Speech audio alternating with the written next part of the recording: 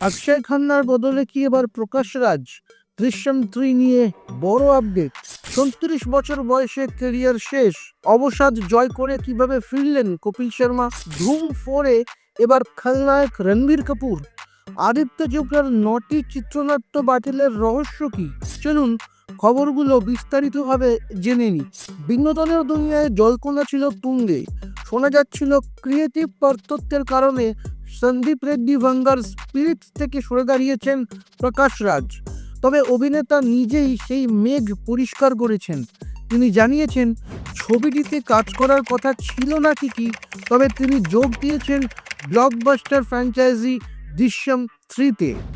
অক্ষয় খান্নার বিদায়ের পর অনেকেই ভেবেছিলেন প্রকাশ রাজ হয়তো তার জায়গাতেই আসছেন, কিন্তু প্রকাশ রাজ স্পষ্ট জানিয়ে দিয়েছেন তিনি কারো পরিবর্তে আসেননি, বরং তার ক্যারেক্টারটি একদমই নতুন এবং দুর্ধর্ষ। আপনাদের কি মনে হয়, অজয় দেবগন আর প্রকাশ রাজের টক্কর কি বড় পর্দায় আগুন ধরাবে?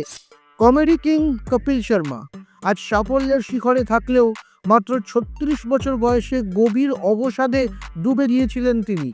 কাজ হারানো, মদ্যপান আর বিতর্কে জেরবার কপিলকে নিয়ে লোকে বলতে শুরু করেছিল ওর দিন শেষ। সম্প্রতি এক সাক্ষাৎকারে কপিল জানিয়েছেন তার ঘুরে দাঁড়ানোর নেপথ্যে ছিল পরিবারের সমর্থন এবং সঠিক মানসিকতা। আজ নেটফ্লিক্সে তার শো বিশ্বজুড়ে সমাদৃত। সবশেষে আসা যাক সেই খবরে জানিয়ে বলিউড এখন উত্তাল। ধুম 4-এর ভিলেন কে হবে? জন আব্রাহাম, ঋত্বিক রোশন এবং আমির খানের পর এবার দৌড়ে সবার আগে আছেন রণবীর কাপুর। শোনা যাচ্ছে যশরাজ ফিল্মস গত ১৩ বছর ধরে এই ছবির জন্য একটি নিখুঁত স্ক্রিপ্ট খুঁজছেন। ইতিমধ্যেই আদিত্য চোপড়া 9টি স্ক্রিপ্ট নাকচ করে দিয়েছে। শামশেরা ফ্লপ হওয়ার পর রণবীর কি আবার যশরাজের হাত ধরে কামব্যাক করবেন? রণবীরকে কি ধুমের চোর হিসেবে মানাবে?